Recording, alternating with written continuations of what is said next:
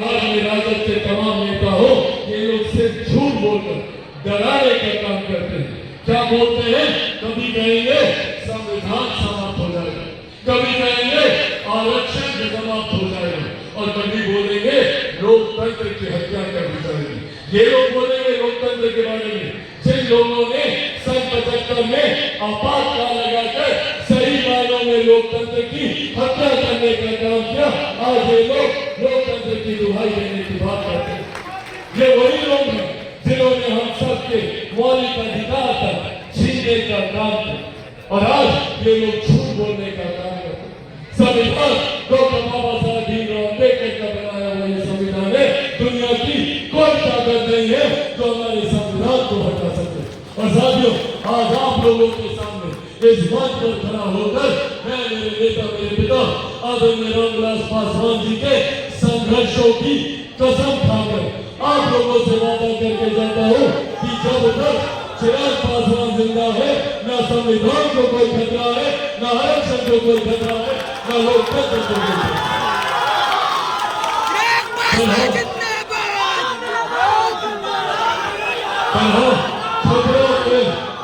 खतरा है इन नेताओं से हमारी गरीब कल्याण की योजना को खतरा।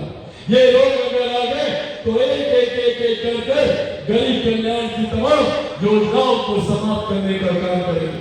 आज जितने लोगों को 5 किलो राशन मिलता है, किसी को मिलता है? हाथ उठाकर बताइए, मिलता है ना? सबसे पहले ये छीनने का काम करेंगे।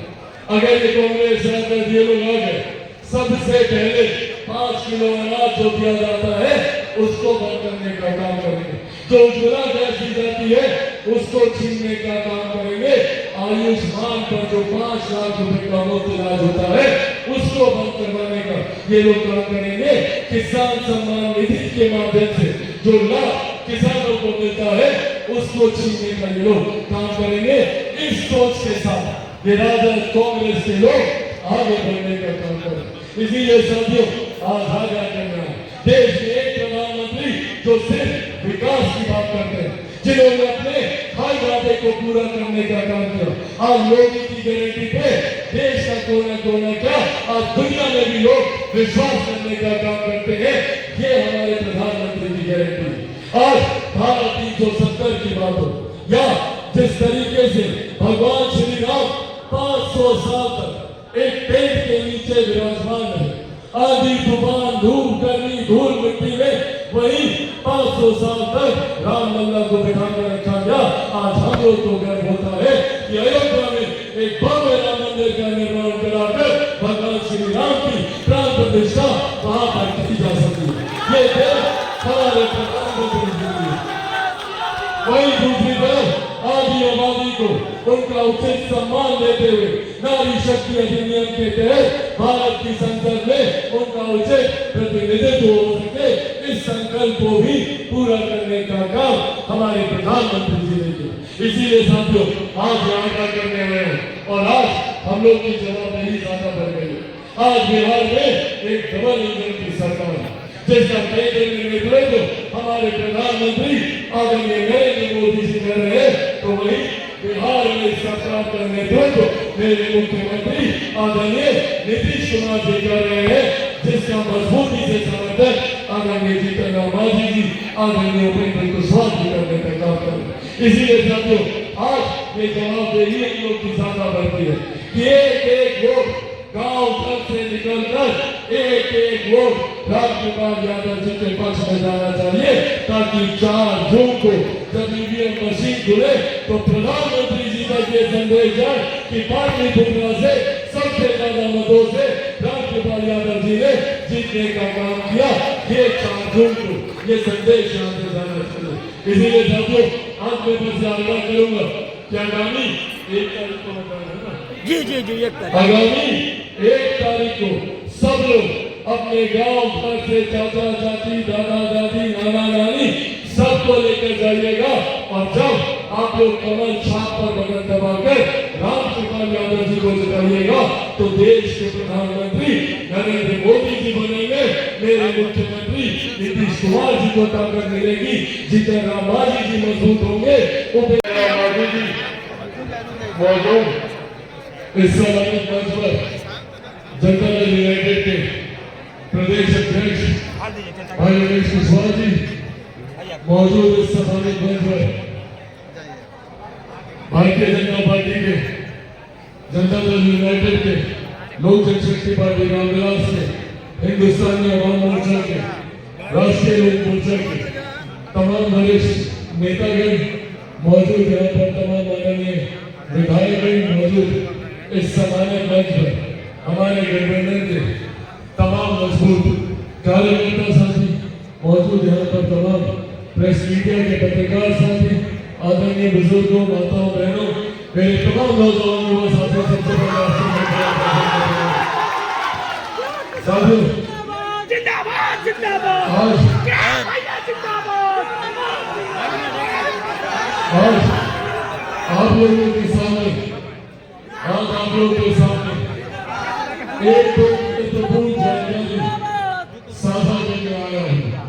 आप सब जानते हैं कि देश में 3 चरण का मतदान हो चुका है और इस 3 चरण के मतदान के बाद एक बात स्पष्ट है, एक बात तय है कि जब 4 तारीख को ईवीएम मशीन खुलेगी तो हमारे मौजूदा प्रधानमंत्री आदरणीय नरेंद्र मोदी जी तीसरी बार देश के प्रधानमंत्री बनने की शपथ लेंगे।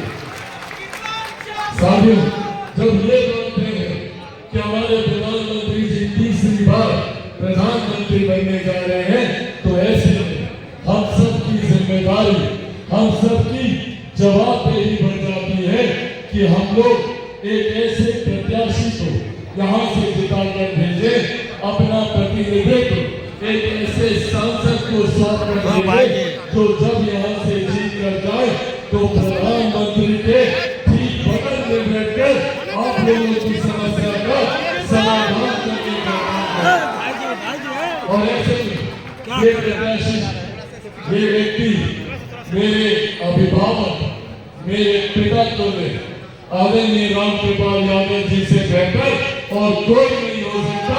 ये आग्रह आप लोगों को भी करना है। आप सब जानते हैं कि पिछले 10 सालों में उन्होंने एक ईमानदार प्रयास किया अपने क्षेत्र के विकास को लेकर। उन्होंने दिन रात समर्पण भाव से लगे रहे। उन्हीं मेरे परिवार के हैं, इसीलिए मुझसे बेहतर और कोई नहीं जान सकता उनकी वो तत्परता। जब संसद में हम दोनों एक साथ होते हैं तो हर समय उनका ध्यान केंद्रित रहता है अपने क्षेत्र की समस्या के समाधान को लेकर। प्रधानमंत्री जी से मिलकर समस्या का समाधान हो या किसी विभाग के मंत्री से, दिन रात इस बात के लिए प्रयासरत रहते हैं कि कैसे उनके क्षेत्र को विकास की राह पर आगे लेकर जाया जा सके। इसीलिए साथियों, ये आग्रह ही नहीं, आप सबसे ये विनम्र निवेदन करना चाहता हूँ कि आप लोगों ने 10 साल देकर आप लोगों के बीच में रहकर, आप लोगों के सुख दुख में आप लोगों के साथ बराबरी में खड़े होकर कोई एक व्यक्ति जो दिन रात आपके लिए लड़ता रहा वो है आदरणीय रामकृपाल यादव जी। इसीलिए आज आग्रह करने आप लोगों के बीच आया है। साथियों, जब आदरणीय रामकृपाल यादव जी जीतेंगे तो हमारे देश के प्रधानमंत्री तीसरी बार प्रधानमंत्री पद की शपथ लेने का काम करेंगे। इसीलिए ये मतदान महत्वपूर्ण है और महत्वपूर्ण है हमारे प्रधानमंत्री जी का तीसरी बार देश का प्रधानमंत्री है। हम में से कोई नहीं जानता था कि भारत की अर्थव्यवस्था कौन से पायदान पर है। पहली बार देश में एक ऐसे प्रधानमंत्री आए जिन्होंने न सिर्फ देश की अर्थव्यवस्था को मजबूत करने का काम किया बल्कि आज हम लोग को गर्व होता है ये कहते हुए कि दुनिया की 5वीं सबसे बड़ी अर्थव्यवस्था भारत बन चुका है। ये देश हमारे प्रधानमंत्री आदरणीय नरेंद्र मोदी जी की है। साथियों, जब देश की अर्थव्यवस्था मजबूत होती है तो हर राज्य का राजस्व बढ़ता है। जब राज्य का राजस्व बढ़ता है तो हर क्षेत्र का आर्थिक विकास होता है।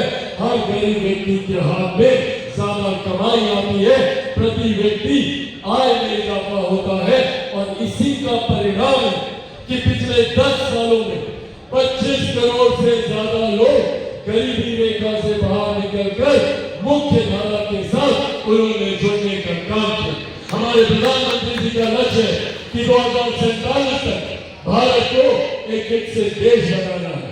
भारत विकसित देश तब बनेगा जब भारत का हर एक प्रदेश, बिहार जैसा प्रदेश जब विकसित बनेगा, बिहार का हर एक जिला जब विकसित बनेगा, हमारे हर एक प्रखंड विकसित बनेगा, हर एक पंचायत और हर एक गांव जब विकसित बनेगा, तब जाकर हमारा भारत देश एक विकसित देश सन 2047 तक बनेगा। और साथियों, इसके लिए हमारे प्रधानमंत्री जी ने जमीनी स्तर से कार्यों की शुरुआत की। आज से पहले किसी प्रधानमंत्री ने कभी किसी महिला के सम्मान की चर्चा न की। पहली बार देश में एक प्रधानमंत्री आए जिन्होंने महिलाओं के लिए शौचालय का निर्माण किया, उनके स्वास्थ्य की चिंता करके उज्ज्वला योजना के माध्यम से घर घर गैस पहुंचाने का संकल्प लिया। आज कोई गरीब व्यक्ति आर्थिक दबाव में इलाज से वंचित न रह जाए, इस बात को सुनिश्चित करने के लिए आयुष्मान योजना के तहत हर गरीब व्यक्ति को 5-5 लाख रुपए का मुफ्त इलाज करवाने का प्रभाव हमारे प्रधानमंत्री आदरणीय नरेंद्र मोदी जी ने किया। साथ ही एक तरफ हमारे प्रधानमंत्री जी ने सड़क से हमारी सीमाओं को सुरक्षित रखा, तो अंतरिक्ष के माध्यम से कैसे देश में विकास को गति दी जा सके, इस बात का भी ध्यान रखा। आज हम लोग को गर्व होता है कि देश की नहीं दुनिया की सबसे बड़ी योजना, जिसका श्रेय मैं मेरे नेता, मेरे पिता आदरणीय रामविलास पासवान जी को भी दूंगा कि आज उनकी वजह से दुनिया की सबसे बड़ी गरीब कल्याण की योजना भारत में चलाई जा रही है। प्रधानमंत्री गरीब कल्याण अन्न योजना के तहत 81 करोड़ लोगों को देश में आज की तारीख में भी मुफ्त राशन दिया जा रहा है। ये सोच, ये देन हमारे प्रधानमंत्री आदरणीय नरेंद्र मोदी जी की।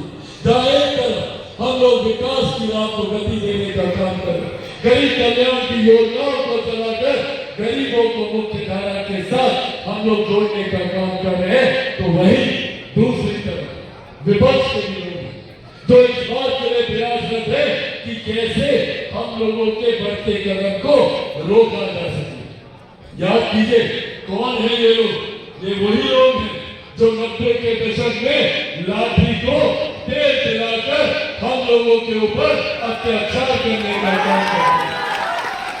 ये वही लोग हैं जो नौकरी के बदले हम लोगों की जमीन हड़पने का काम करते थे। और आज सुनियोजित तरीके से, विधिवत तरीके से इस व्यवस्था का निर्माण कराया जा रहा है कि कैसे आप सबकी जमीन जायदाद संपत्ति हड़प ली जाए। आज इनहेरिटेंस टैक्स के माध्यम से, क्या है ये इनहेरिटेंस टैक्स, विरासत पर टैक्स लगाने की सोच कांग्रेस, राजद और इनके तमाम घटक दल के नेता ये योजना बना रहे हैं कि विरासत पर टैक्स लगाया जा सके। आप लोगों की जो भी जमीन जायदाद है, एक गरीब किसान की छोटी जमीन हो या एक गरीब मजदूर की छोटी संपत्ति हो या महिलाओं का जेवर गहना आभूषण, उस पर भी अब कर लगाकर 55% हिस्सा कांग्रेस और राजद के लोग अपने खजाने में भरने की सोच रखते हैं। ये लोग चाहते हैं कि उस पर कर लग जाए और वो टैक्स 55% का आप लोगों पर लगाकर आप लोगों की जमीन जायदाद कांग्रेस और राजद के लोग अपने खजाने में भरना चाहते हैं। और इस बात को